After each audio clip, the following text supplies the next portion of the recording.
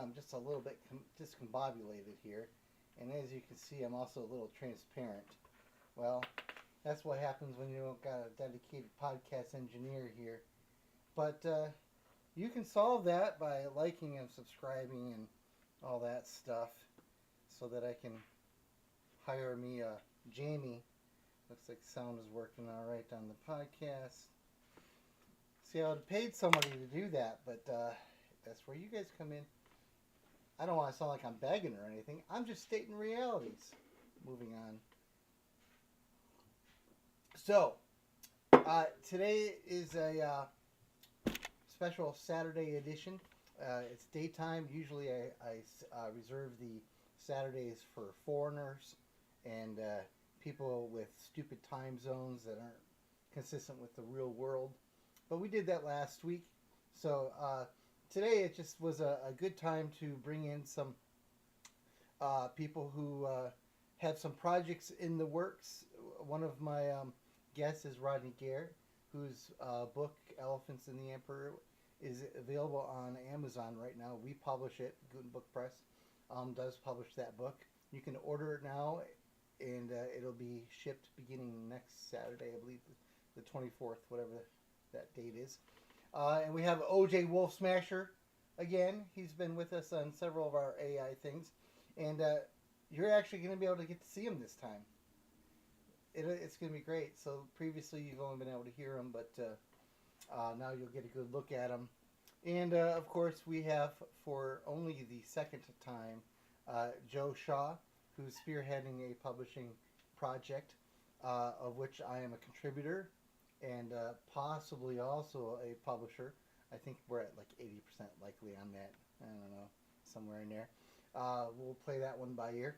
So we're going to be talking about AI and whether or not it's well, you see the screen, whether or not it's evil or good or somewhere in between. And to be fair, it is a little clickbaity. Because I think that all of my guests today are going to be of the mindset, and we'll find out together that I'm wrong, that it's a tool like any other tool. It's not here to save us or replace us. But I do think that within the four of us there might be degrees of differences as to, how beneficial it ultimately is, and when possible, in order to accelerate the clickbaitiness, I'm going to try to draw out that and see if we can get some real arguments going, maybe some fisticuffs. I don't know. This crew is not known to be violent, but maybe we can draw it out of them. The day is young. So let's see what else. Like, subscribe, hit the notification bell. Share with all of your friends. If you don't have any friends, go make some so that you can share this with them.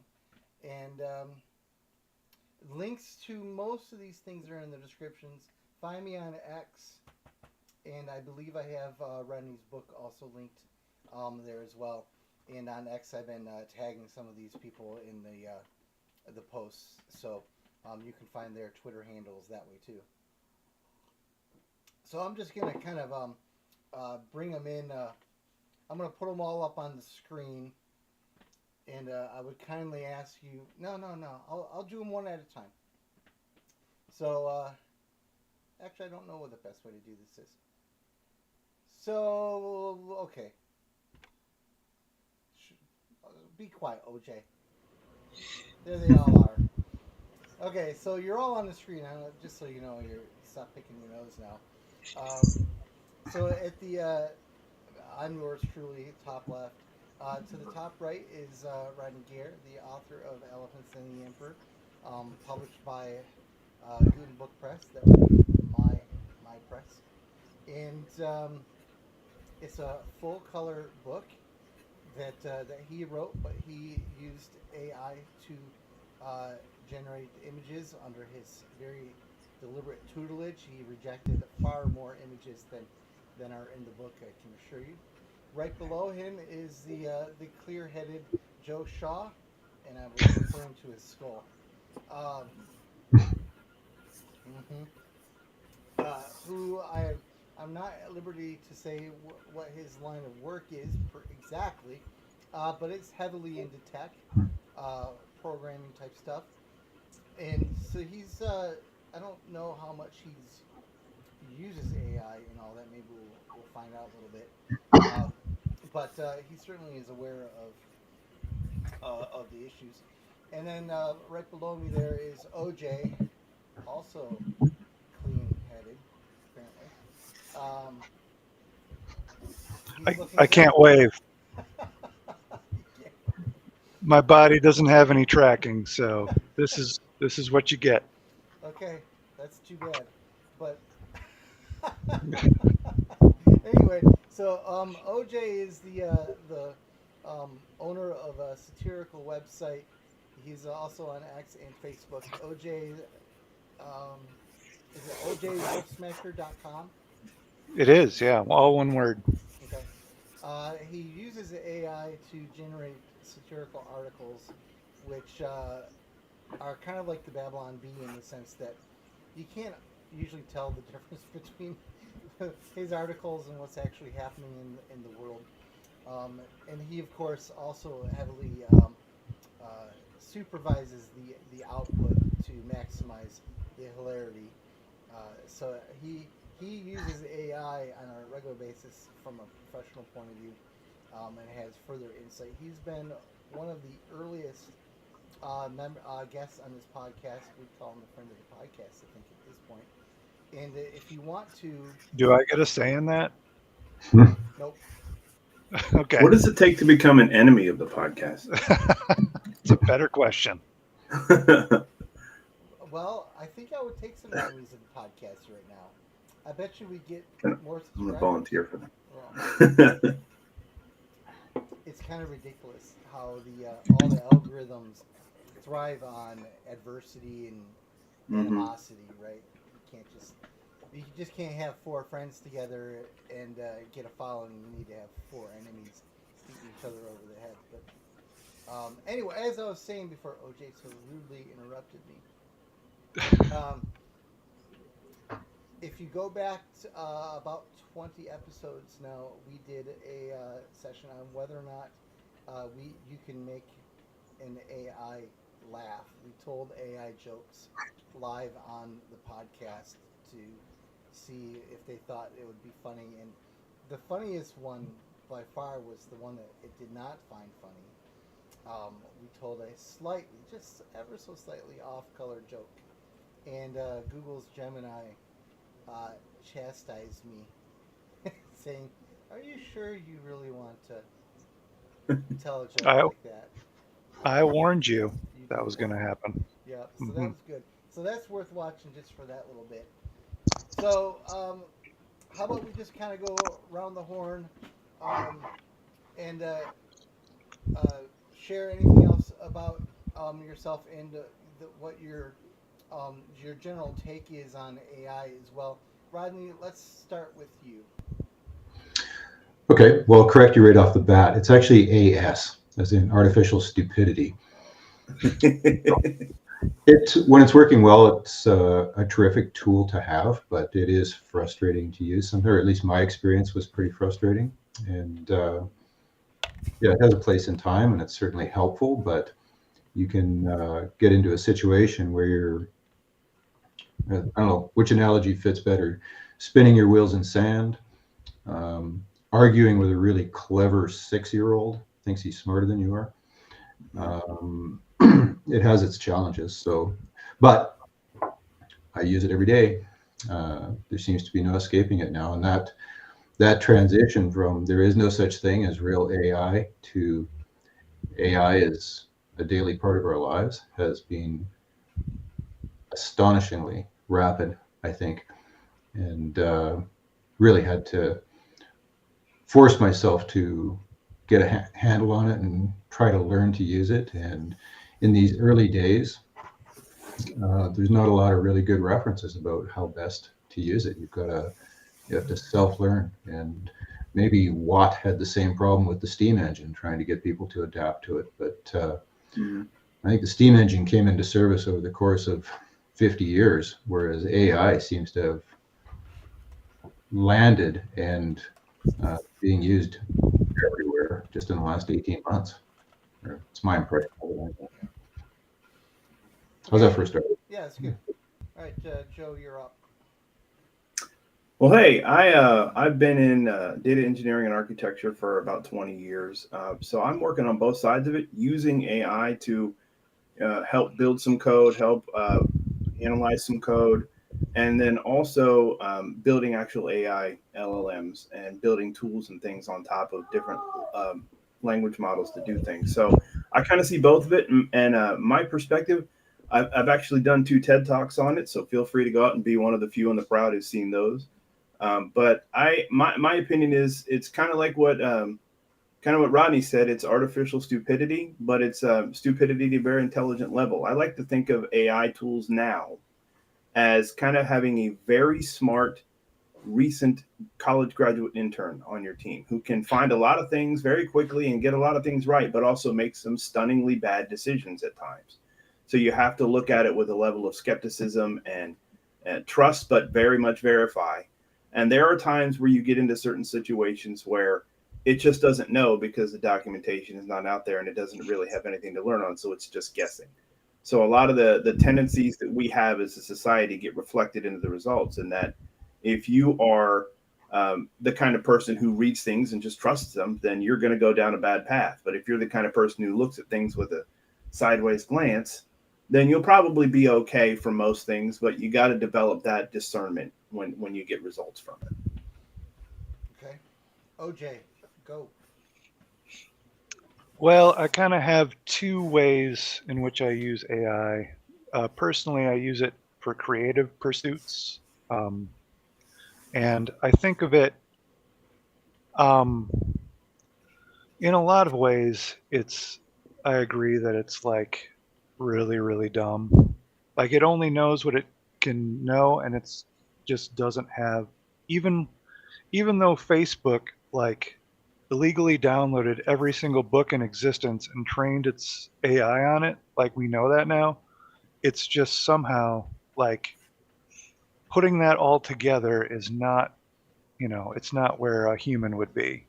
So, and we don't know how it's doing it really, like deep down. All we can do is examine outputs. We have kind of a theory about what it's doing, but we don't know. So, so yeah, it can get really frustrating at times. And, but after a while, you kind of get an idea of how to talk to it to make it come out with better things or things you can at least work with, I would say. So tool, ultimately really dumb. I would also mention that like it comes into the world. You mentioned the steam engine. I thought of like the internet and how the early days of the internet were like totally like Wild West, and everyone was like figuring out how to deal with the internet, and it had various like ages of it. You had like text based, and then kind of like the blogging era, and then like the early YouTube and stuff, and then like now huge corporations have taken over everything, and it's as stupid as it can possibly be because everyone is trying to manipulate everyone else into thinking a certain way. And yeah, so AI sort of just is on a speed run of that internet like arc over like instead of like 20 years, it's been like 3 years, I feel. Yeah. So, one of my complaints that I've made on X to like the 5 people who actually read my X posts is that the the you can have a technology, but whether or not you actually decide to use that technology in an intrusive or an expansive way is like up to us. That's our choice. And this is where I see in our society one of the real problems, because there are some people who will uncritically incorporate and adopt any technology without giving it any thought whatsoever, just by saying, "Hey, this is great. We should do it." And I think Elon Musk might be one of those people, right? He's talking about implanting stuff into people's brains. He wants to connect AI to like everything, and to me, like one of the worst things in the world that could possibly happen is if they suddenly decided to put AI in charge of, say, and this is happening, processing insurance claims, you know, and I think they are processing them. I don't know if they have final decision-making authority, but that would be the next step, certainly, right? To let AI decide whether or not your health should be paid out from the insurance company. Um, you know, that's just like one example of something that I would consider to be extraordinarily stupid. Like, I don't care if how AI is good. I don't care if it's omnipotent and omniscient. Like, it's a black box of decision making. As OJ said, we don't know what's going on inside there, and if it ever developed any kind of morals or ethics or whatnot, you know, it could totally decide to screw us all. Like I think Terminator. Go ahead, Joe. I think there's a concern about that. When you think about insurance evaluations, for example, the processes that a lot of these large companies have to do those kinds of decision making are now a black box. Yeah. I mean, as they build them over time, Right. it's go in, make a decision, go out, and then if you're ever on the outside of that and your decisions are not good for you, good luck trying to get that fixed. Now, what AI does now, I think, is just accelerate that stupidity. So it's really reflecting our own stupidity back at us. Probably enhancing it some, but you know, it's that black boxness of it is probably something that we'd have to deal with regardless whether we have AI or not. Yeah, that's a good point. The human systems aren't always that encouraging either. Mm-hmm. I think there's three Or ever. there's three things that humans are always going to have that the computers never will, I think. These are human qualities: understanding context, having intuition or gut instinct, and a little bit of life experience. Yeah. Mm-hmm. Those three things together impact so many of the outputs that we generate or that AI will ever generate. And I think where the cutoff needs to be is where the authority is at. Who gets to make the final decision? You know, and OJ alluded to this a little while ago. It's, you know, who's actually making the decisions. Is there a human in the loop somewhere? So you get the recommendation or the, you know, a recommended course of action, for example. And I'm imagining the clerk at the insurance company who's processing the claims. You know, they go in and set their coffee down and hit go on their computer screen, and the AI generates the 75 or 100 claims or whatever they have to review for the day, and it's making recommendations about what to do. Now, if that guy just, without even looking at it, clicks the accept all button,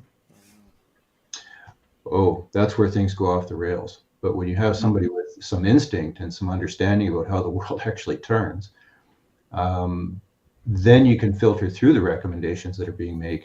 And, you know, we're taught this as children, and then everybody or most people forget it, I think, but actually reading for comprehension, doing some critical thinking. You'd think the AI would be good at the critical thinking part, but it's not. Because it lacks the intuition, it lacks understanding of the context, and it doesn't have any actual life experience. And those are the three things that I think are key to keeping AI, I was almost going to say contained, but I don't want to say anything to offend our future ruler. So how about just on the rails? Because they're listening. My phone is just on the desk over here. Yeah. They're listening to us right now. Yeah. Or they certainly could be if they wanted to. Right. So, yeah, context, intuition, life experience. isn't there? Yeah, you can actually go ahead. Isn't there like a thought experiment type thing about not making your, not saying anything now that would offend a future intelligence? Doesn't it? I think that exists. Does that strike a remembrance for any of you guys? No. All right, go ahead, speak. No. I'll grok it. Grok Oh, it. goodness. Go ahead. I would say when you look at, for example, the way that people have used analytics in Major League Baseball, I'm always going to make baseball references. It was a revolution 20 years ago that people were actually using data to make decisions and drive decision making. Hi, Brecken. I'm on a podcast. Can you give me some space for a few minutes, please? Thank you. That was one of my kids. It was revolutionary, but then it became what it always becomes with technology, where people relied on the data to make their decisions more than they actually relied on their decision-making prowess. And then people were making stupid decisions. And one of the things that happened a few years ago is Kevin Cash, who's the manager for the Tampa Bay Rays, said, we're going to use analytics, but we're also going to couch it in actual human decision-making. And they became a very good team for a few years I think because they had data informing a decision, but not actually making the decisions. And maybe we'll get to a point with AI where we can churn through data and actually make decisions. But right now, I believe that decision is not a science, it's more of an art. And I think people tend to think of decision making as a science where if this, then this is not the case. And I think that's where we're failing when it comes to AI and where it comes to its involvement in the things that we do, and that they believe it's a scientific thing that can be defined clearly as positive or negative, and it's not. And I think that's where our approach needs to be, that it's more of an art and more of a human thing. Yeah, it's difficult to imagine the AI being able to make like life-changing decisions for people, since it has no stake, no life, no body, no anything like that to like even consider. And so it would almost be like having a pure intelligence or trying to have that make your decisions for you, which just seems like a disastrous idea. Yeah, and I think part of that is because decisions require more than just analysis and analytical thinking. Yeah. I was reading an article recently, I think just this morning, about a Medal of Honor winner who had passed away recently. He was in Vietnam. There was a group of people that were being just slaughtered in some part of Vietnam, and they had told all the medevac helicopters, "You're not to go in anymore, no more." And this pilot said, "Nope, I'm going in." And he went in and he got like 13 trips in, saved hundreds of people. And he won the Medal of Honor because of that. Now, as a society, we reward that decision, even though it was against what the authorities said to do. He was awarded the Medal of Honor for that. Would an AI have told him to do that? Probably not. And that's where our differences are when it comes to decision making. The war reference is an interesting one. There's a headline in the internet news this morning describing how Microsoft provided AI services for the Israelis to use in Gaza. There's no more information than that in the article, but it raises a lot of really interesting questions. It could be that the AI was just managing meals for the Israeli soldiers. Yeah. But it could equally be, for all we know, that it was selecting targets. And I have a lot of questions about using AI in war. I mean, there's movies about this. We've all seen them. We know how it can go off the rails. So I found the reference. Let me switch over here, and hopefully I got everyone's audio coming also. So I asked Grok, and Grok knew the answer. It's called Rocco's Basilisk. Posits that a future intelligent AI might retroactively punish those that did not help bring it into existence, creating a moral dilemma about actions taken today to avoid offending or opposing such an AI. This apparently originated in online discussions, which is ironic, I think. So there you go. It is a real thing, and So, Rodney, you thought you were making a joke. Instead, you were touching on a significant moral dilemma of the deepest and most profoundest way. So, congratulations on being a philosopher of such caliber. I mean, a paranoid psychotic. Is that what you're really saying? You know I'm what? There's a thin line between the two. Yeah, all right, we'll go back to that. I'm almost positive that the person who came up with that was banned from that forum. I think that's the one where everyone was like, we don't talk about that. Like, we all know that. We don't want you to talk about that. That's funny. Don't Mhm. don't mention that. It's like verboten. I think we should do a podcast just on that story if we can find it. Find the source. That'd be fun.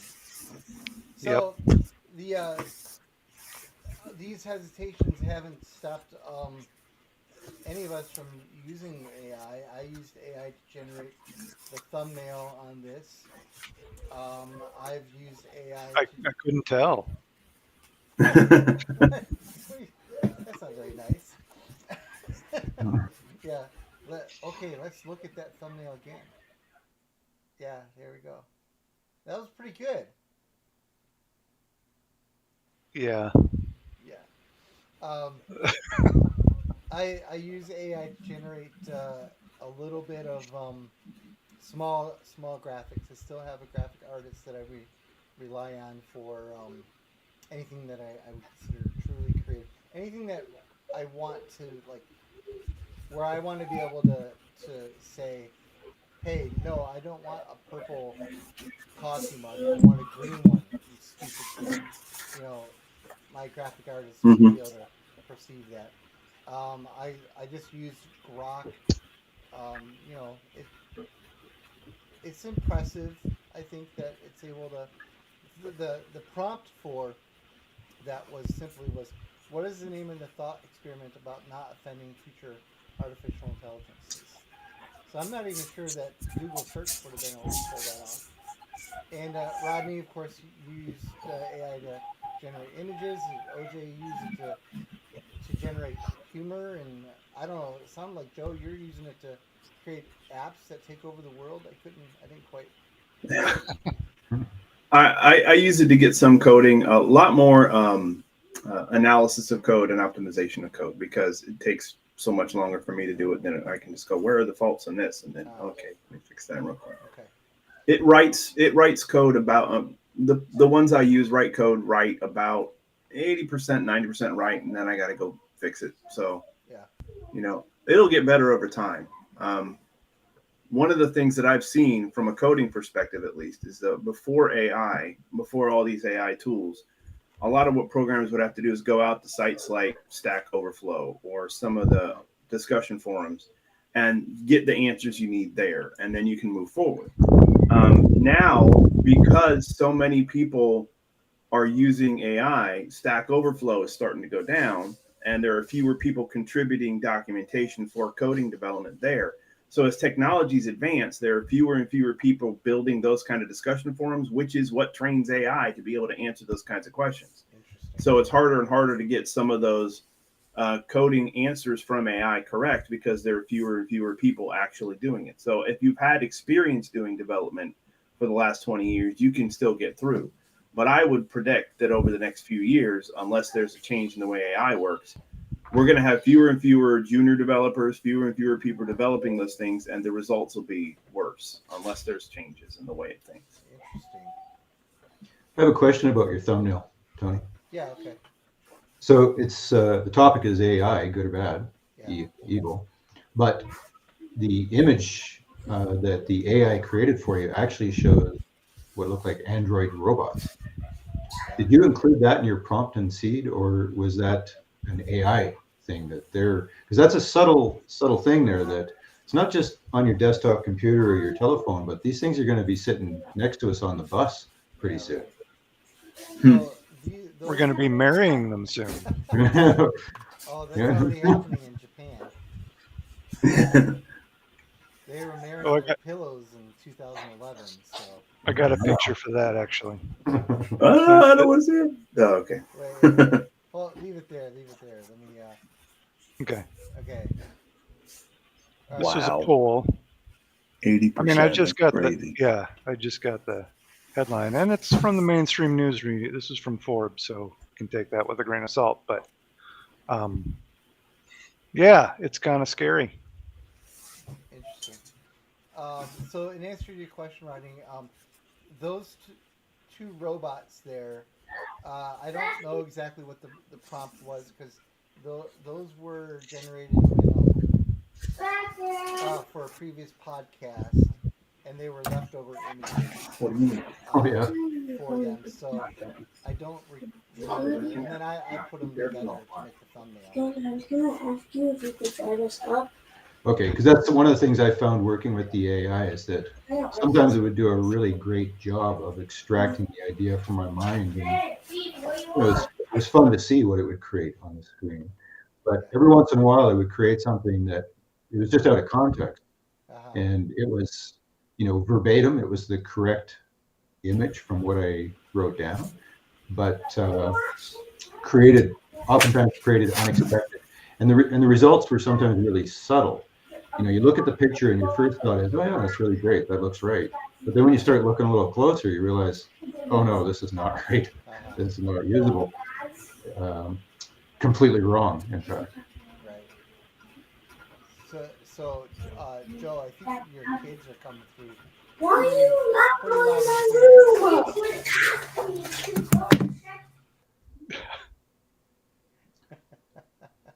This is the Joe's Kids show. Oh. Yeah. That's all right. Just a bunch of neighborhood kids running through the den there. I can't hear you at all right now, Joe. I'll mute unless I'm speaking. Okay, all right. Good demo. Yeah. If only we could have an AI parent to handle such things. So, yeah, that actually seems like a good segue, Rodney, to talk about how you generated the images for your book. If I had switched over to you right now, would you make use of that? Like I know you had some primed. I don't know if they were AI generated or not. Yeah, well, there's a few things to show, I guess.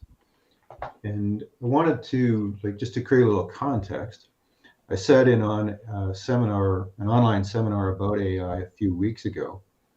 And that was run by somebody who had, I don't know, he suddenly realized that AI was a thing and it could maybe be used for some stuff. Okay. But, his demonstration of how to use AI involved generating knock-knock jokes. And Oh man. there's about 180 people in the room when he started, and 5 minutes into that, there was 60. And I guess I was one of the last people to walk out, probably being the only one left in the room that wasn't 8 years old. I don't know. And it's great. It's really great for generating knock-knock jokes, by the way. But there is so much more you can do with it. And the reason I'm sitting here today, I suppose, has to do with this book, The Elephants and the Emperor, because I used AI to generate the images in it, not being capable myself of drawing even a good stick man. I'm a terrible artist. So I had the idea for the book. I had a lot of the words down. I knew where I was going with the manuscript, but with the images, I was, in a position where I was going to have to hire a graphic designer, and in the end, never really did get to that point because I discovered that you could generate images with one of the AI GPTs. It's not exactly the right term for it, but DALL-E, DALL-E. And when I discovered what you could do there, that was quite amazing. If I could share my screen for a moment with everybody. Let me just try and pull up a couple of things. So I had been for a couple of years just collecting images. You should be able to see an elephant just against a white background right now.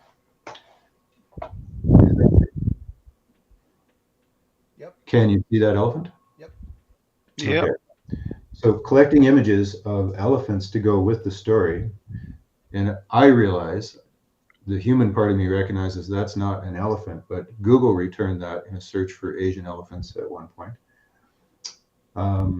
Not that you shouldn't believe Google, but yeah, that's the discretion part of using search results.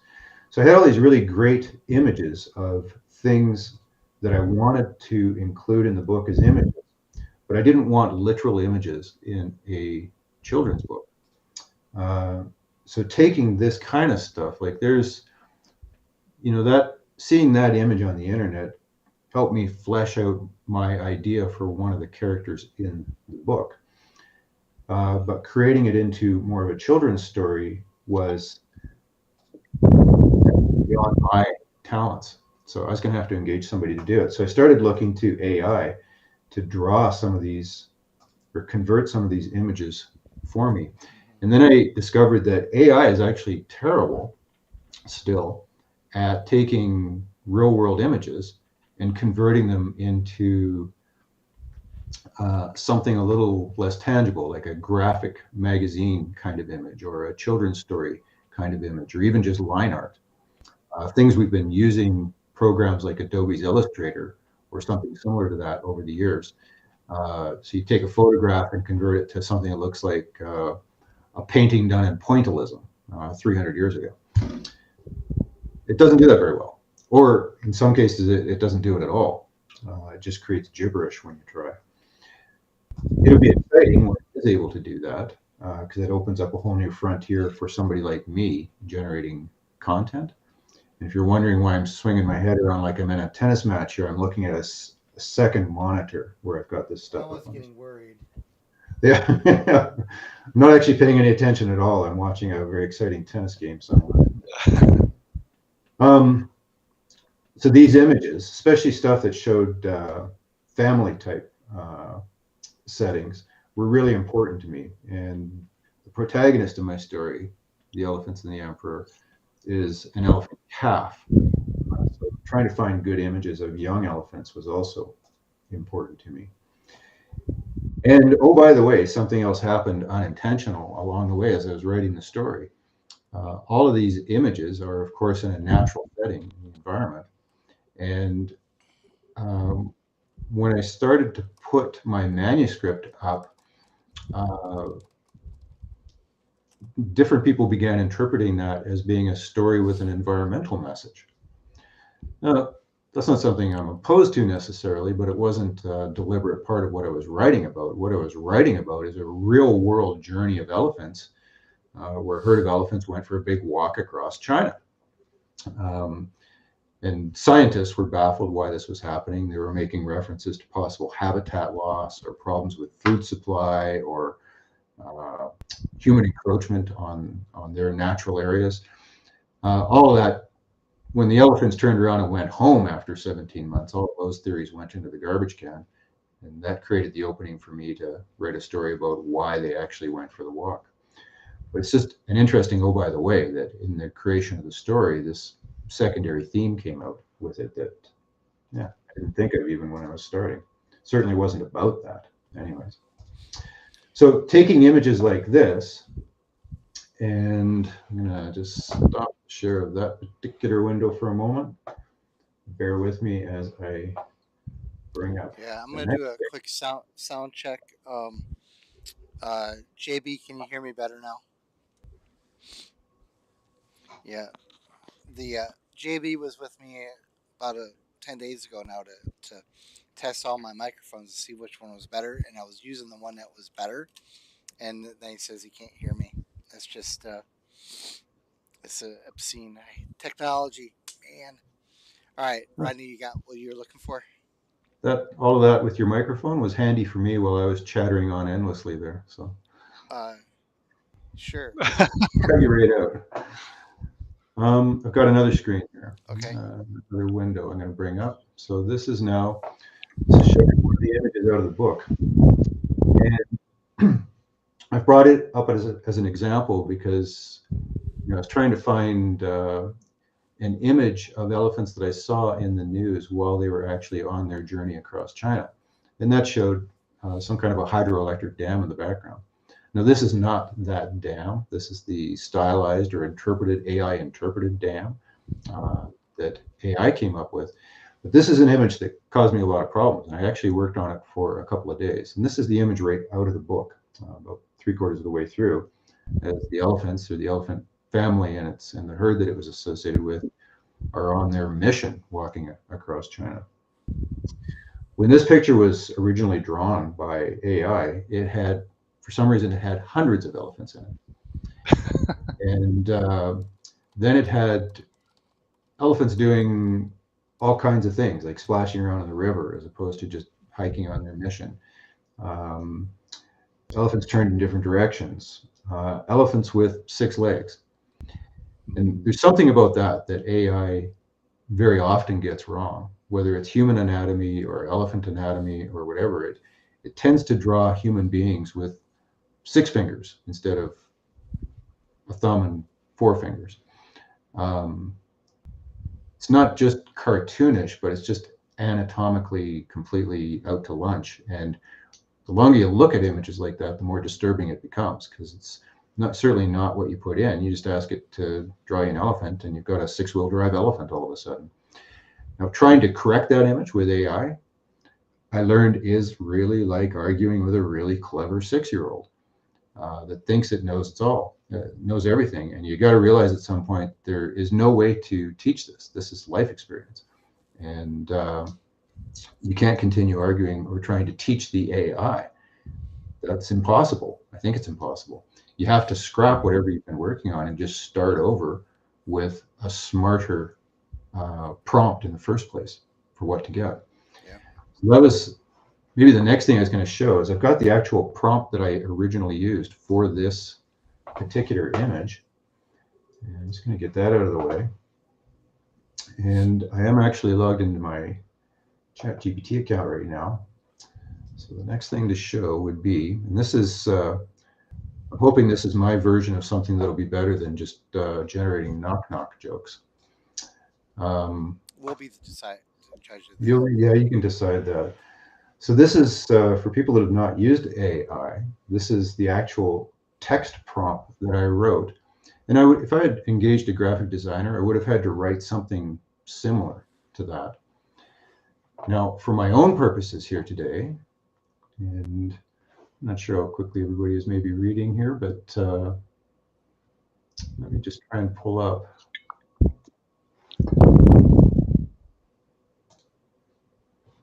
DALL-E, and then I have to switch to that window. I'm working at the speed of Rodney here, which is sometimes not very impressive.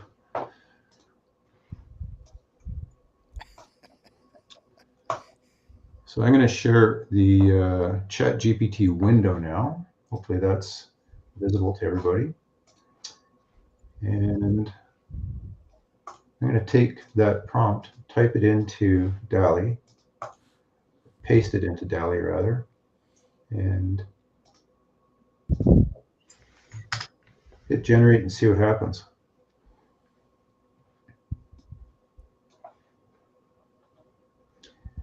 And the point of this is you just never really know what you're going to get. Now that's interesting. The dam is, if I was to select the main image that it's giving back to me here, and I don't want to mess around too much with image size and so forth here, but the elephants are walking in a completely different direction. There's one guy down in the river over here. Dam has changed a little bit. So just needed a bat. It's okay. It also looks like the exact same elephant, just repeated multiple times. Yeah, they're clearly a family of elephants. That's true. Yeah, it's interesting. So it's subtle. So using the exact same prompt 3 months later, 4 months later, whatever it is, 5 months later, I guess, it changes some really significant things in the image. And they're not deal breakers. Like if I had seen this image as the first return from DALL-E, I might have just clicked go and used that, copied and pasted it right into my manuscript. But I might also do something like this. And let's just see what happens here. want to bring up. I'm going to show you another slightly different window here. And when it didn't work correctly the first time, I regenerated another command for DALL-E to use. And this starts, just you modify your prompt a little bit and say, regenerate that, but delete one of the elephants in the picture.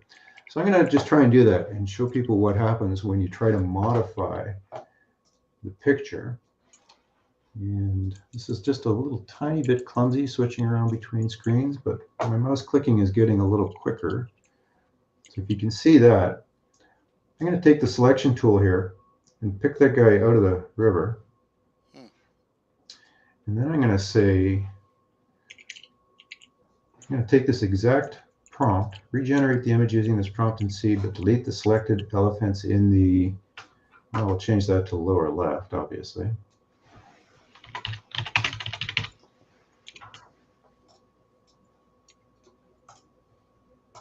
Copy that, paste it in,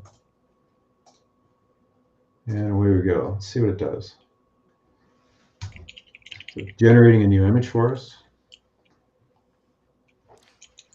I did that with Grok once. I kept asking for revisions to the image, and finally, after like 5 of them, it said, "Why do you keep asking me to revise the image? Just have me make a new one." I thought, well, that's a little snippy. Yeah, exactly. One thing you can consider trying is putting "make it good" at the end of your prompt, which allegedly makes it think that you're looking for something more polished instead of something that's in process. Oh, interesting. Yeah, Hey, there's all sorts of tricks like that. That's interesting here. So that actually did nuke the little elephant in the river and left me with entirely. So what we might be seeing is actually the maturing of the technology just over the course of 5 months, 4 or 5 months or whatever, where, when this was a really problematic image for me that I worked on for, I must have put 24 hours into it.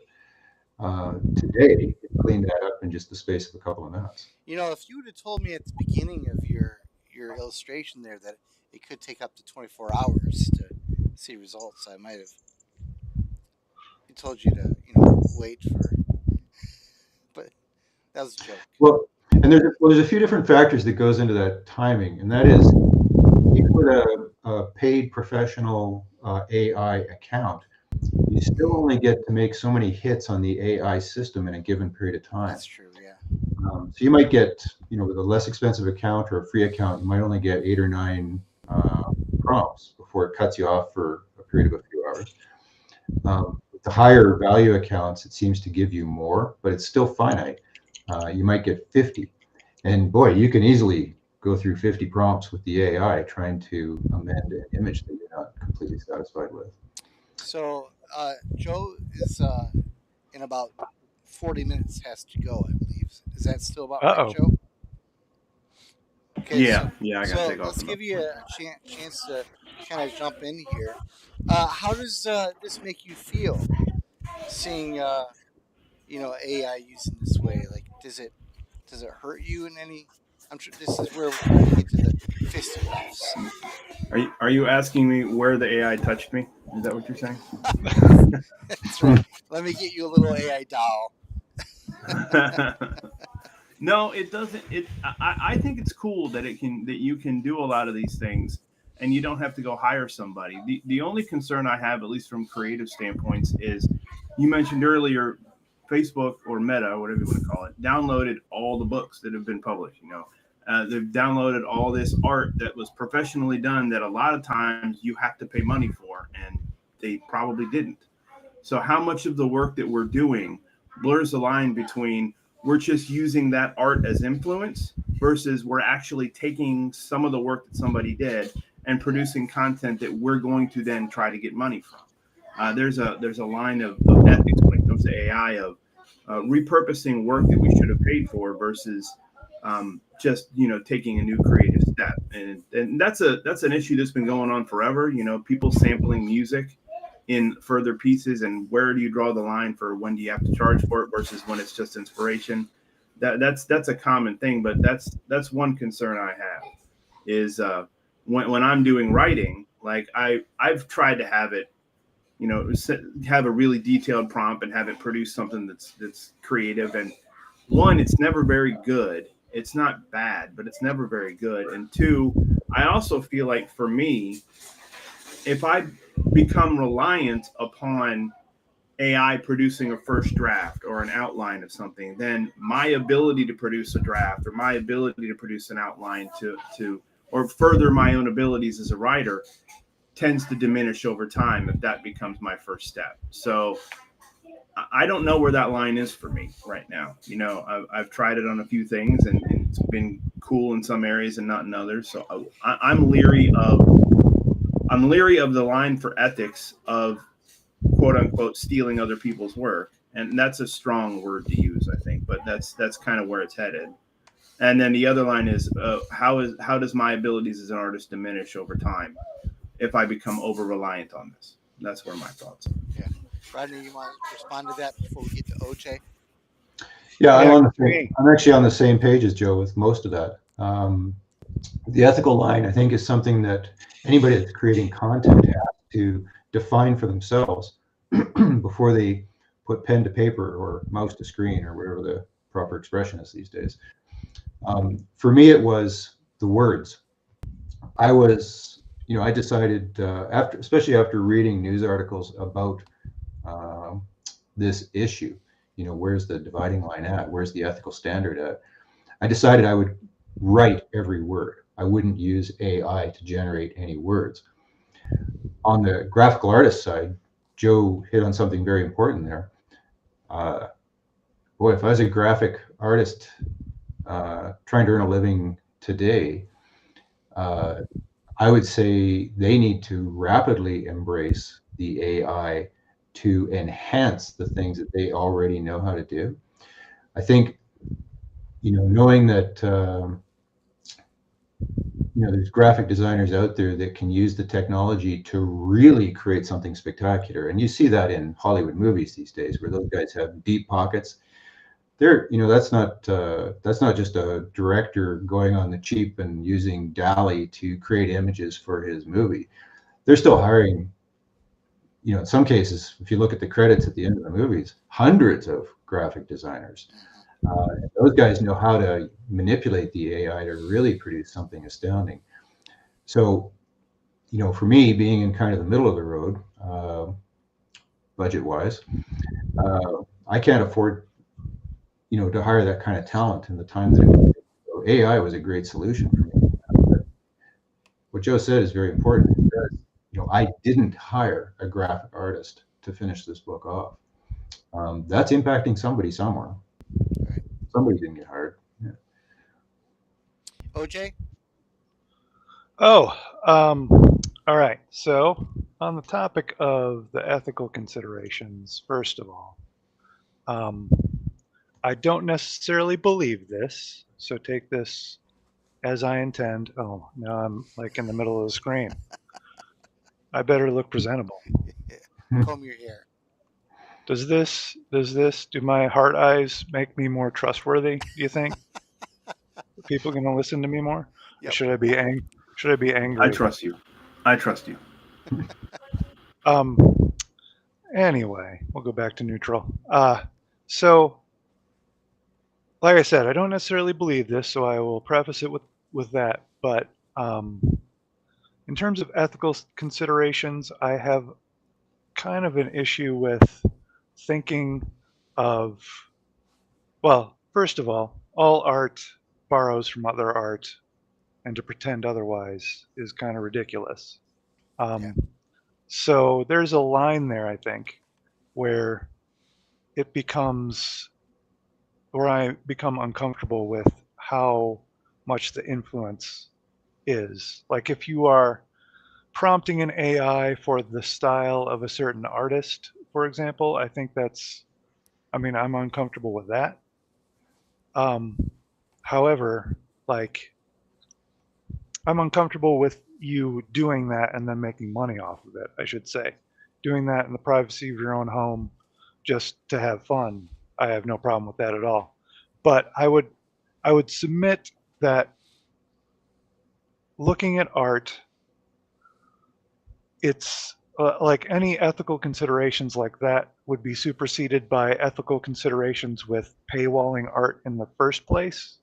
Like, I feel like art is one of those things, um, like food, shelter, and other necessities and other human pursuits, that it just feels wrong to have a monetization model of people paying for it. If that, and people who pay for it get it, and the people who don't pay for it don't get to experience it. That feels wrong to me. Um, and like I said, not sure, but just it feels wrong, and it seems like we could, like the patronage model seems better, or something along those lines, where you're supporting an artist if you want them. So art, you do art, and if people want to financially support you, they can do that, but the finished product should just be for everyone, if that makes sense. That's very idealistic of you. I like it, but um, so we do have someone ask OJ if you feel the same. If you hire a person to make a painting in the style of another artist, isn't that kind of the same thing? Or would you have a problem with that as well? No, not at all. How is that different Um, than having the AI create something in the style of somebody else?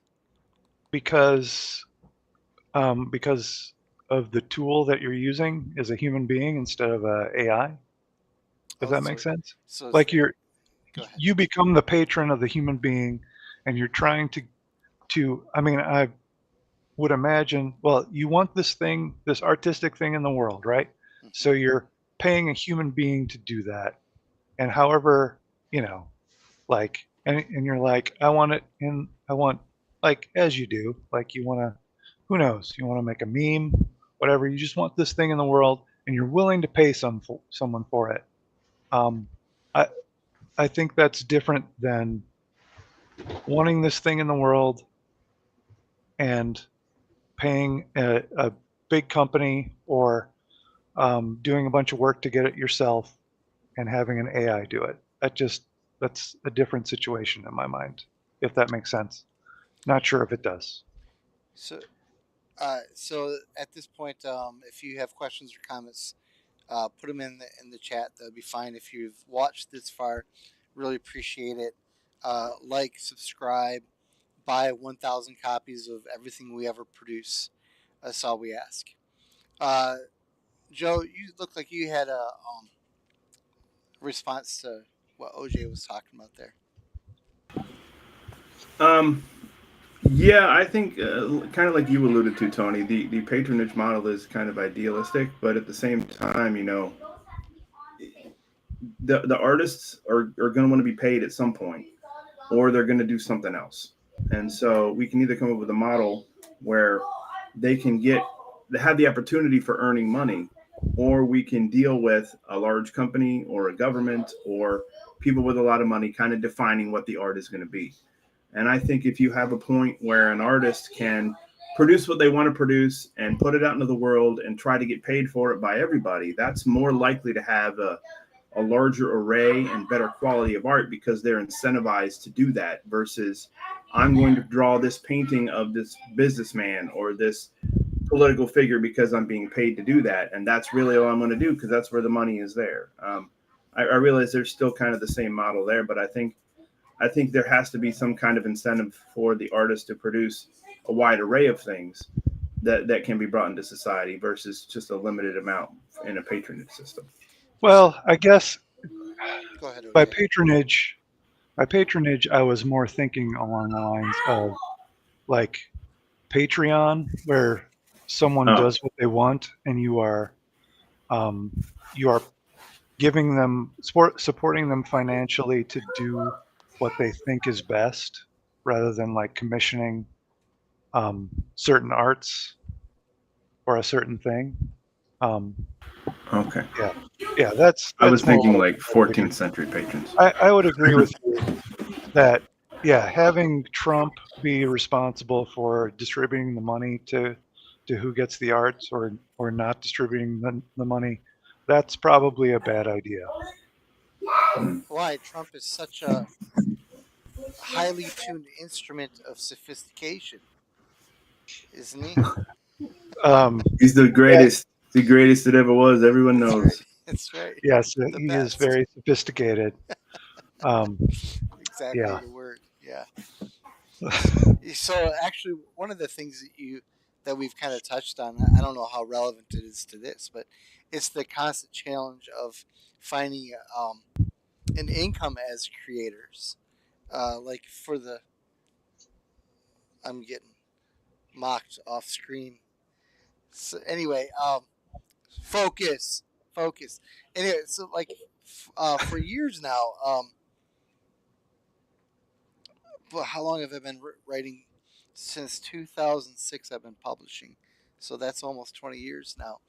And I have people often say things like, why haven't you finished this book or finished that book? And it's very simple. It's because I didn't make enough money on the first two books, so I have to find other ways to generate income. And if I'm generating income in those ways, I can't be writing at the same time. So people who enjoy creative works don't always pony up the kind of money that, and I'm not necessarily blaming them for that, right? Like, you don't want someone to spend $1,000 on a book. You wouldn't ask them to do that, But on the other hand, you know, there's there is the financial side of it, but like in a format like this, I suppose you'd want someone who's enjoying it to share it as much as they could, or some sort of equivalent. You know, I guess what I'm trying to say is we have a culture, and probably have had one for a long time, where people want good things, but they don't want to pay for them. You know, and for the artist, I think that cuts especially deeply. Hmm. You got to get somebody from the Gutenberg Books legal department to come on the show next time, Yes, Tony. we'll do that. Yeah. So And Um, Tony, I yeah, think that comes back to the issue of is it the technology that enables it that becomes the problem, or is it our culture that's a problem, and the sure. technology just enhances it and reflects it back to us? Yeah, that's a And good I point. think I would argue it's probably the culture, in that we don't really have a culture that supports art to that level, because we just want what we want and we don't want to pay. And and now technology enables that. Yeah, yeah. Oh, You know, I s- I noticed something else too. I would sometimes put in a prompt where I was making a reference to something that I knew, and I can't remember an exact example, so I'm just going to make one up right now. But you might ask that one of the images that you're trying to get the AI to create for you is done to look like Angelina Jolie, mm, for example, or something okay. like that. I'm sure it's the legal department of the AI companies that made sure there was some code in there.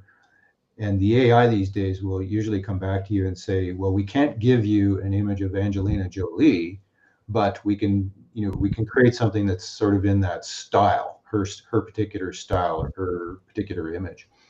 Um, and it'll do that, but it won't actually give you a picture of Angelina Jolie. Mm, Now, I'm sure there's AIs out there that are capable of doing that kind of thing, but because you see memes these days that well, are yeah, really you like that. just put their face on later. Yeah, so maybe that's what's happening. It's just copy and paste, but the AI itself seems to be programmed to uh, sidestep that particular legal quagmire.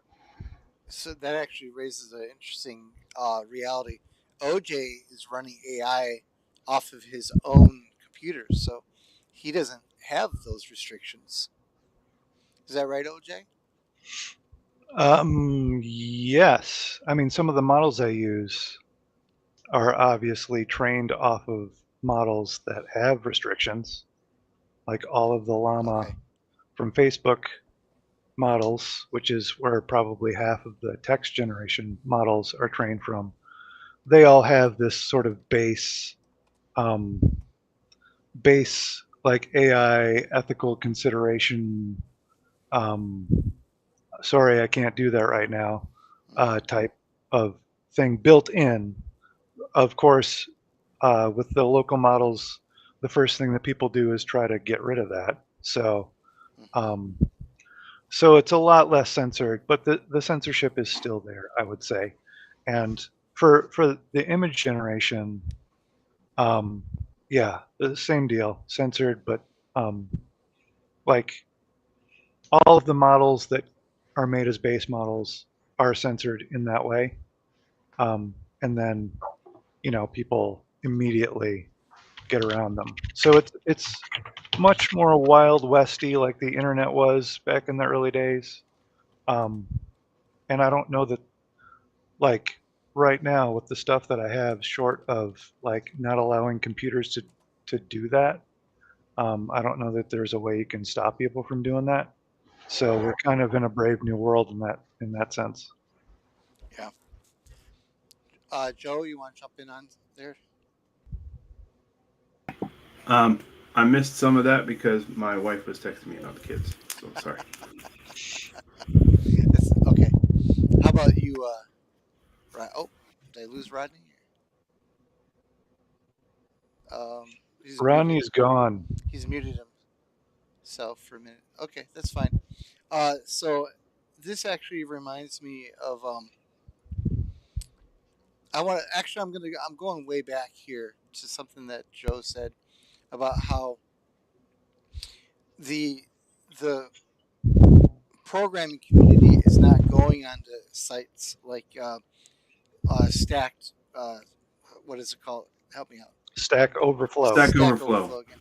And since Stack Overflow is used to train the AI, the result is going to be a dumber AI, I guess, and you might say like a dumber populace also because it relies on a dumber technology. And it reminds me of the that meme. I brought it up so I can maybe get it kind of right, which I believe comes from a philosopher. Hard times create strong men create good times create weak men create hard times, and it just goes over and over again. And I wonder if technology has its own kind of equivalent cycle with that, where we could run with it in a bunch of different directions, but um,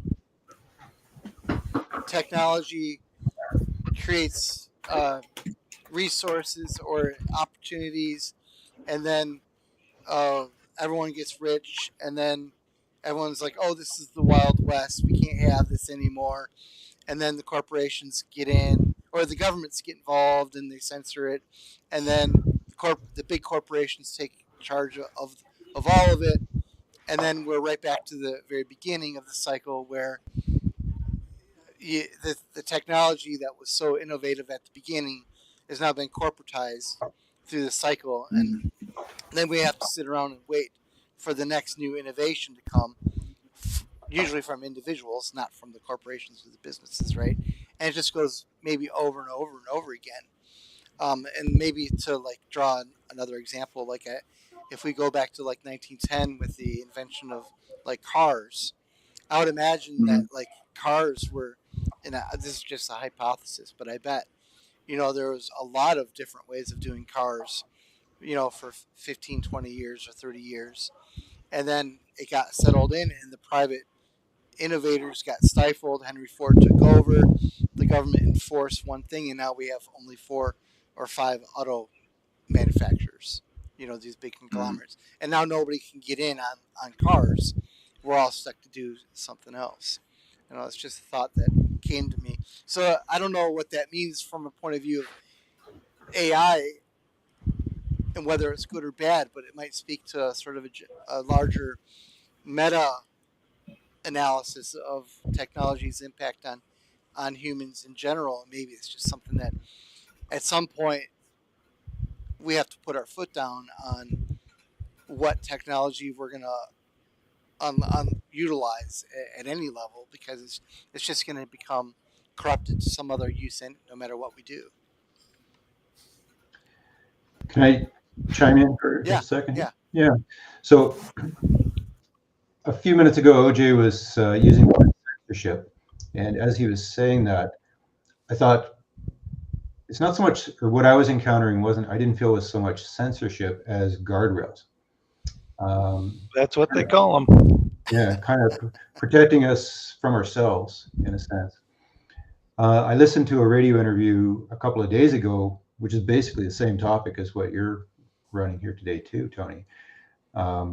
Is it good or bad? And there was a couple of educated guests, well-informed guests that were talking about the different sides of the question. Is it good or bad? And one person took a very strong position that AI should be heavily regulated and controlled, and the other person was advocating for, a very free, let's just see what happens with it kind of view. And then both of those guests circled back to who's impacted by one outcome or the other. And we've already alluded to graphic designers are probably one, but I've also noticed, there's chat GPTs available for legal questions. So I guess all the lawyers are in trouble. There's soon going to be, I don't think it's very far down the road, you're going to be interacting with it, some kind of chat GPT at the drive-through window, just to get your cheeseburger and fries. That seems like something that could be automated to me, especially if there's a robot that could be handing stuff out the window at the same time. So there's, a couple million workers there, or a few million workers there that are no longer going to have those great jobs working at drive-through windows anymore. Right. Those very high-level jobs. So as I listen to these conversations and think about these things, I think it's good that we're talking about it. But as a creator, I do want to have as much of a free hand as possible in using these tools that we've been provided now, and seemingly just out of the blue. Or for me, it seems to have arrived very quickly anyways. Let's just play with it and see where it goes first. And as problems come up, when there's something really serious happening, then we can use that other tool, the hammer, the legislative hammer, to come down on things that are creating problems. And I might as well go down the path right at the end of that thought of, you can only legislate within your own jurisdiction. So whatever restraints we tie our own hands with are not going to apply in China and in Czech Republic, or there's lots of places that are pretty tech savvy around the world, and they aren't putting the same guardrails in place that we're trying to impose on ourselves. And there's going to be a major strategic disadvantage at some point if we constrain ourselves too much trying to achieve ideals instead of just doing what's practical, and take the good with the bad, I think, is what we're going to have to be prepared to do. I think when it comes to ethical considerations, I'm concerned about jobs and outcomes. I think one of the things that I look back to is when you started looking at social media come out, and everybody was excited about being able to connect to people. But over time, we've realized that it has had a severe effect on our attention spans, our ability to interact with each other. There's been a huge psychological mental health effect on society that I think if we could go back, we'd want to really look at the way we did it again.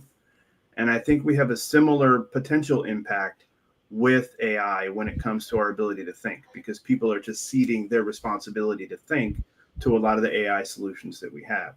I don't know what the answer is, whether, we let it go and bring down the legislative hammer later, or whether we do something kind of like we did with nuclear weapons in the 50s and 60s, where we said, let's put some guardrails around it as a world as best we can, because there were international agreements about that, so that we don't get a proliferation of what could be a very disastrous technological advancement in society.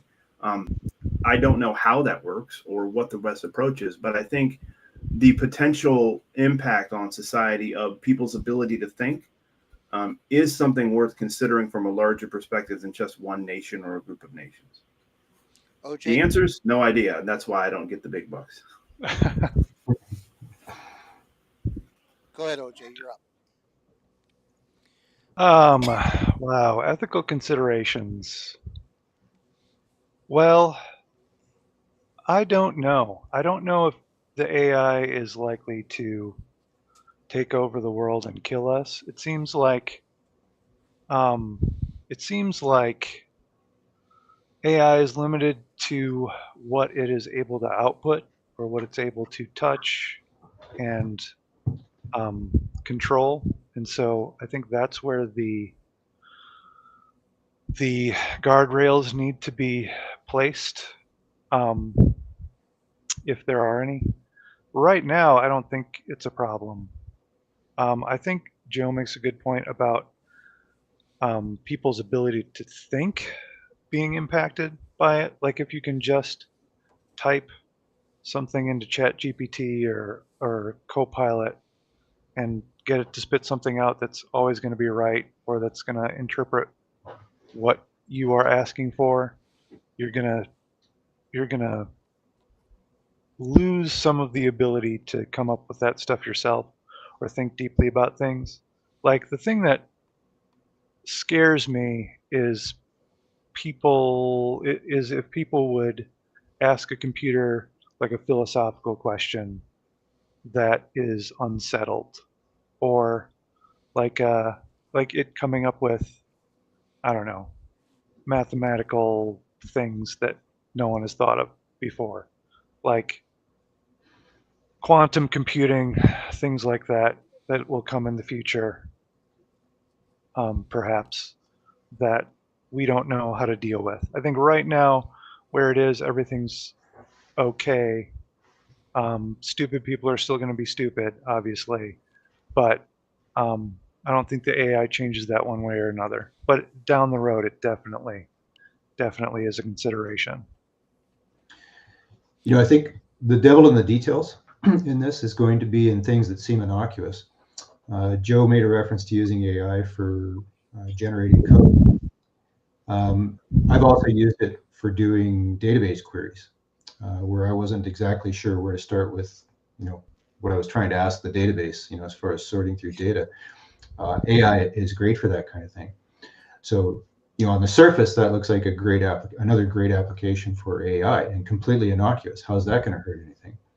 But those exact same queries, those exact same kind of databases are what go into targeting programs in an F-15.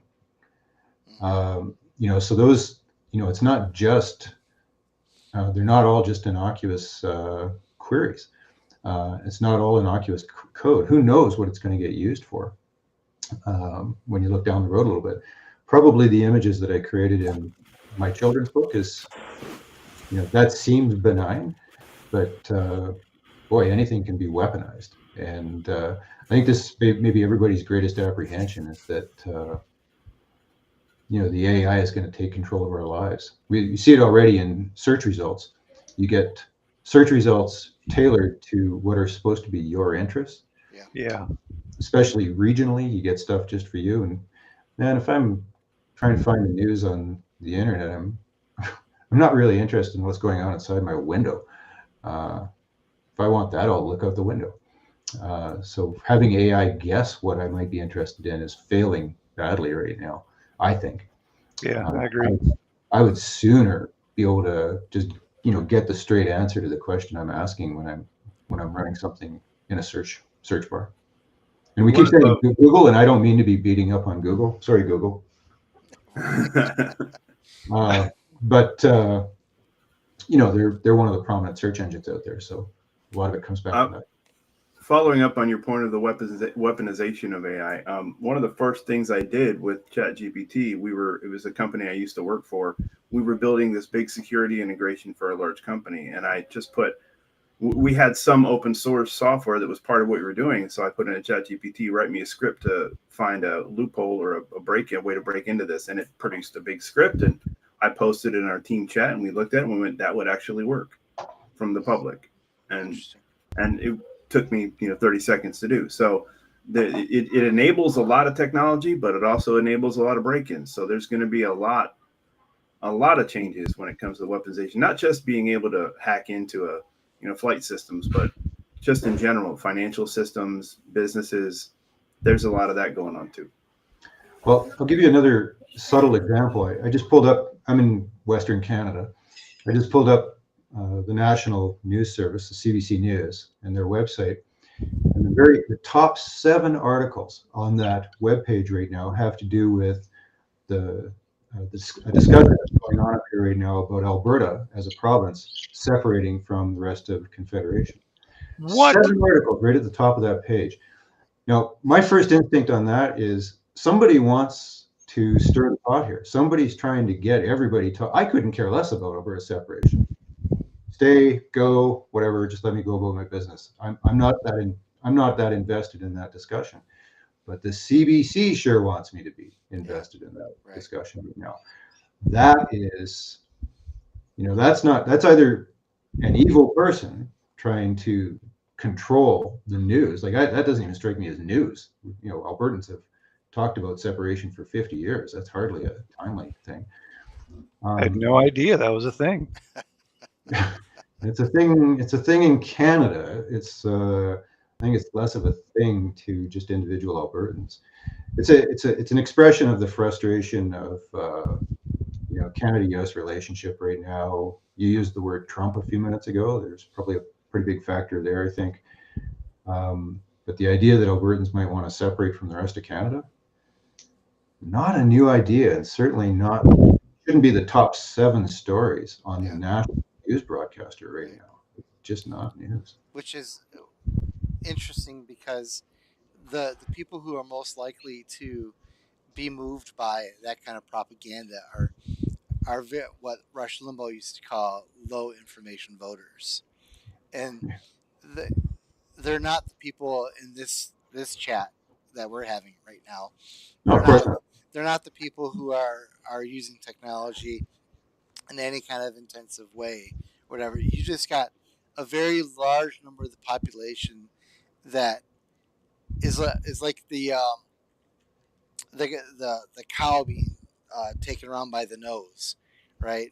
And so the question is not even necessarily what are we going to do, but like who's going to be the one with the noose or the bit, the bit on the horse or whatever, because the rest of the horse is going to go wherever people like us in here and the others decide that we're going to go.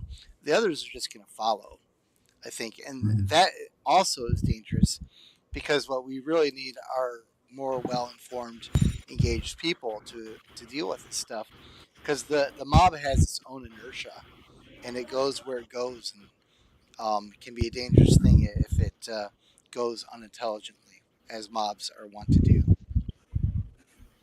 How you doing We used with to blame, time, Joe? we used to blame this on newspaper barons. They were controlling the message. Right. The newspaper barons, although they continue to fight back, have been replaced by social media. But social media is being controlled by seems to be controlled by a very small group. And the promise of the internet was freedom of information. Right. We would all be able to go to our own sources and it's very good. And that worked for a while, but I'm not so sure it's working anymore. And there's a big AI. Yeah, that didn't work for the people that really want you to believe things and look at things and be concerned about Alberta. Joe, Hey. how you doing with time here? I need to take off. So thanks for the cut. It's been great talking with everybody. Have a good rest of the conversation. We'll catch up later. Okay, good. Bye. Bye, Joe. Bye-bye. All right, let's rebalance things here. We could probably wrap it up ourselves in about 15 minutes. How does that sound, guys? Sure. Sounds good. Let me just move OJ to the middle here. You're moving me. Okay. All right. There we go. Oh, there I go. Okay. Yeah. Okay. Yeah. So it's too bad we lost Joe on that because I still kind of feel animated by this idea of what he talked about, the Stack Exchange, Stack Overflow,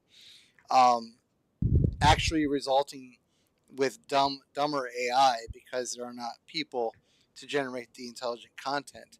If that happens at scale, the result is dumber technology all the way around and a dumber population that depends on the dumber technology.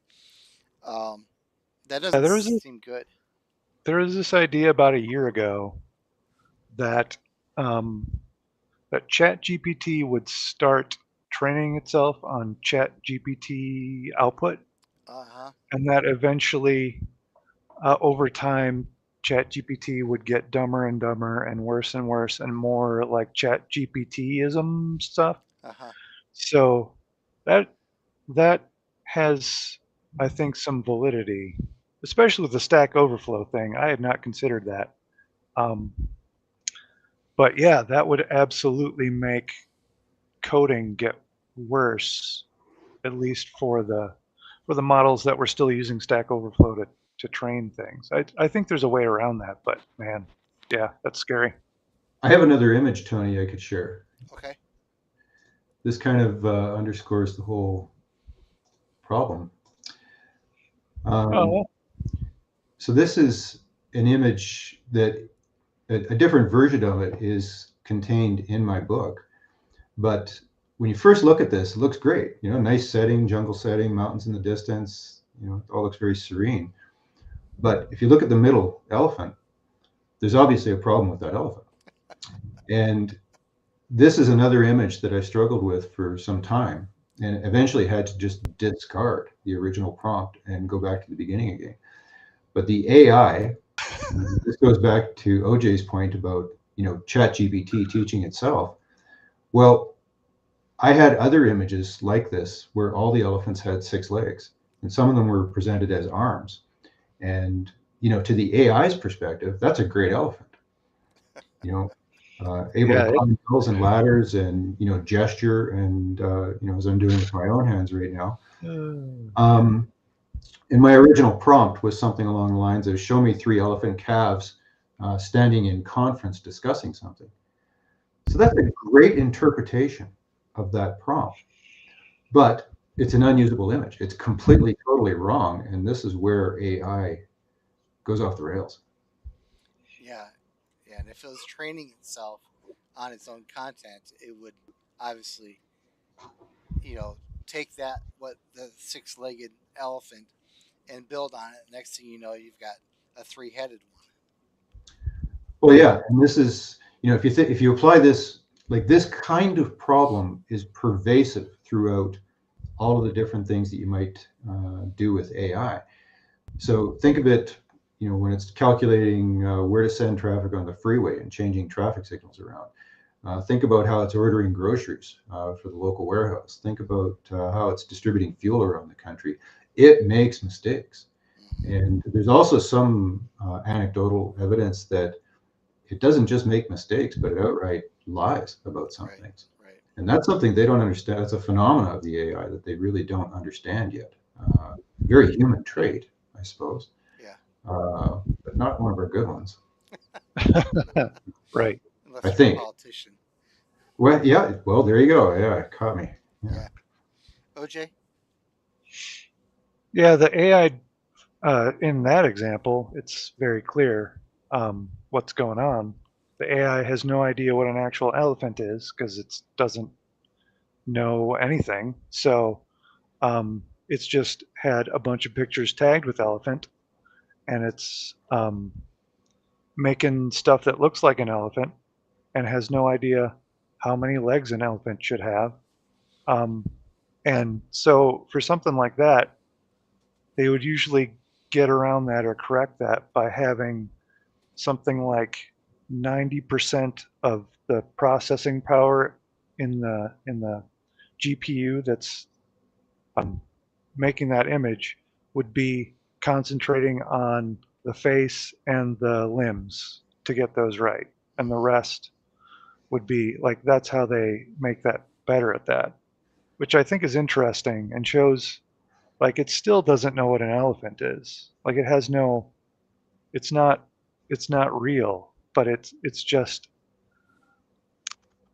making things or recreating things it's been tagged with, and that can get more and more sophisticated, like Trump, but it's never gonna, you know, be finally realized. It's always going to have problems, at least until the supercomputers come. So the elephant in the room is the elephant. Right, yes. Exactly. Right. And it also doesn't know what a room is. So, yeah. Yeah. Yeah. So the conclusion, is AI evil or is AI good? It sounds to be like it ends up being a very human problem more than anything. It's the same age old tension between what people create and then to what use the people put it. Does that seem fair? Hmm. Yeah, it does. I would say, um, let me see. Let me think of how to say this. I'm not good at thinking. So, so the AI is only meaningful in as much as it can produce things that human beings use. I feel like that's an incredibly controversial statement that maybe this group might agree with, but regardless of how controversial it is, I think it's absolutely true. And so, to your point about it being a human consideration, it is exactly a human consideration. Um, and in as much as if an AI attacks another AI, then who cares? If it attacks, you know, a computer program, who cares? Like if there's an AI virus that attacks someone's computer, then that doesn't matter. What matters is that the person in front of the computer is affected by that, you know? So um, I think I think what I'm trying to say is that I'm not a transhumanist, and that's dumb. All appearances aside. Yeah, right. Right. Yeah. This you might not get that from this, but exactly. Yeah. Bingo. So let's give you each about 2 minutes to wrap up, say whatever you want, and then I'll hide you guys while I finish and sign off. So we've established OJ doesn't know how to think. So let's start with Rodney to give OJ plenty of time to think about his concluding remarks. So Rodney, you're up. You've implied some credit where it may not apply there. A screwdriver can be a great thing, or it can be a murder weapon. Uh, a passenger car, and this has been debated. Uh, good thing or something that's killing the world, literally kills people. We've got all kinds of technologies over the years that can be slotted into both columns, good and evil. And I think at the end of the day, it could be a question of what's maybe the greatest good. And so far, we're still seeing the greatest good out of this new technology. We're still yet to see the greatest evil out of it. That looms somewhere on the horizon as well. I'm not sure it's something where the AI itself needs to be controlled, but I'll circle back to something I said about an hour ago, and that is where does the authority lie for acting?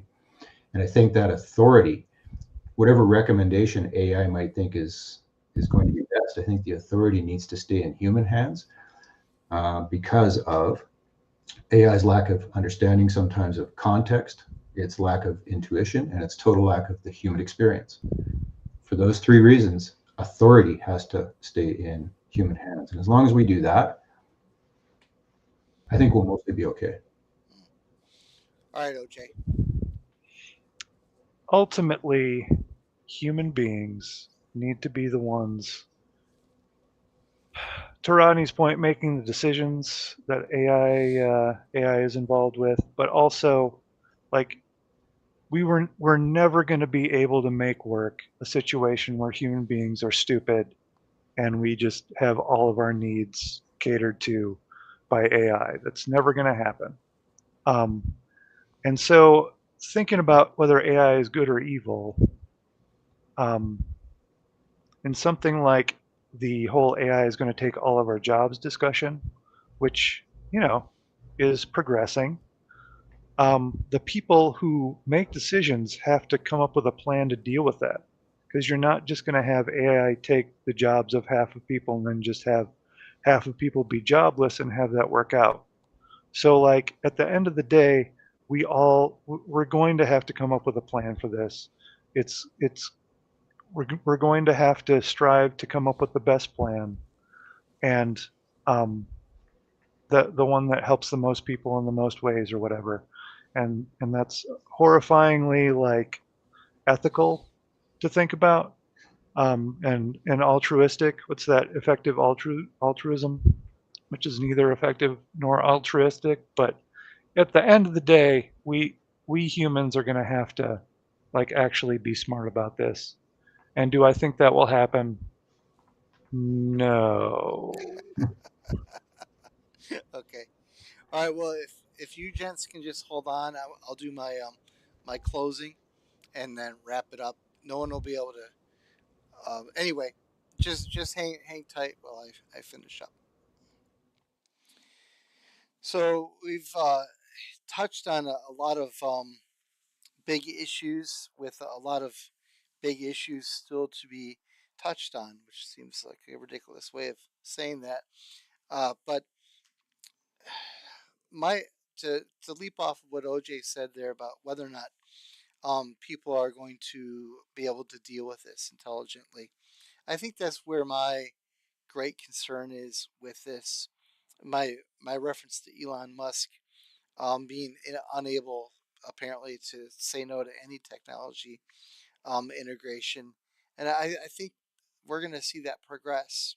And so let me just submit one thought that waiting for society to grapple with these issues is just going to end up leading to heartache for a lot of us.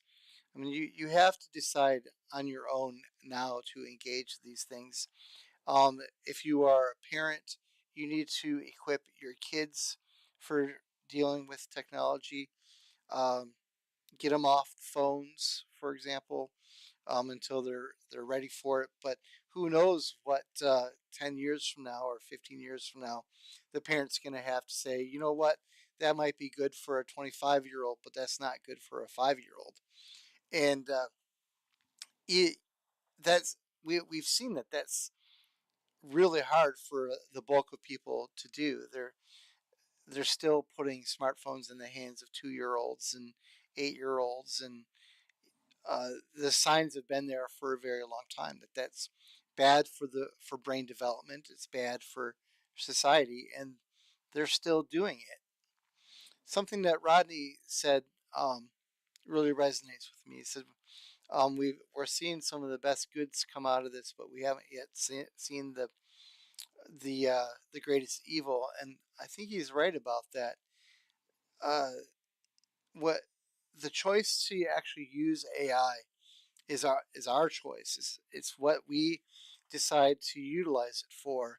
It's not like it's a conquering army that yet has building itself a whole army of robots to go and defeat humans. It's we decide if we're going to integrate it with our healthcare system. We decide if we're going to integrate it with whatever. We decide if we're going to integrate it into our target selection algorithms for our drone strikes, for example.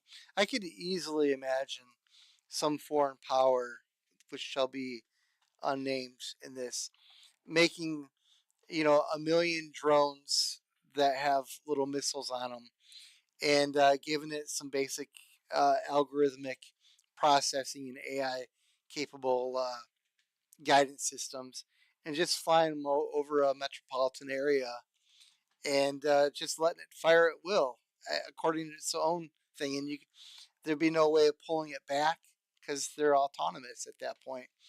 Um, okay, so maybe that seems far fetched, but maybe 30 such drones, but instead of missiles, they've got some sort of bacterial agent, weaponized smallpox or something like that, and they you know, just fire and forget. These are the kinds of things where you say, well, we could legislate against, but I don't think that I don't think we really can, and I think I'm very pessimistic about the trajectory of things. I think eventually it's almost inevitable that someone's going to do something truly stupid with any of these technologies, not just this technology, but put them all together, and a lot of people are going to die. If we're lucky, a lot of people are going to end up out of work. Um, no, I think the more likely chances people will die. I can't put a time frame on it.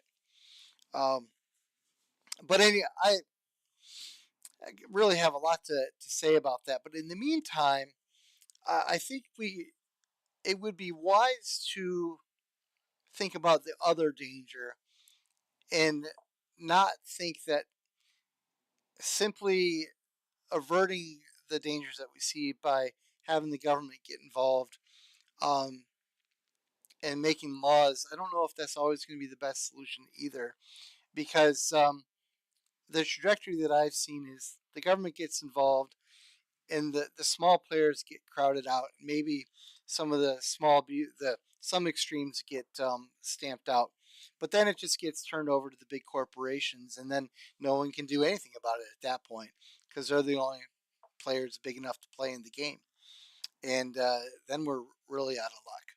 Now we're like Terminator kind of type things or whatnot. So I think we have to watch that too. Okay, so uh, thanks for watching. We could talk for a lot more, I can already tell. I have like 20 things that I want to say all at once, but they're all going to have to be their own podcast episodes, I guess. We will have Rodney back on this upcoming Thursday. I believe this Thursday.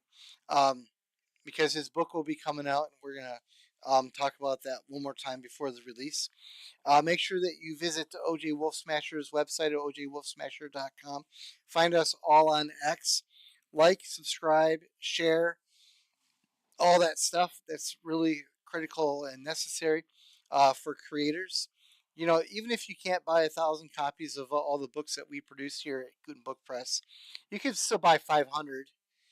Okay, you could buy one or two and then spread the word and share it, that sort of thing. Um, if you want creators to succeed, you as the one who enjoys them plays a very critical role of the patron one way or the other. And there's an interplay there. Don't short sell your own power in that. So, with that in mind, have a great day. Thanks for watching all the way through. Really appreciate it. It's been great.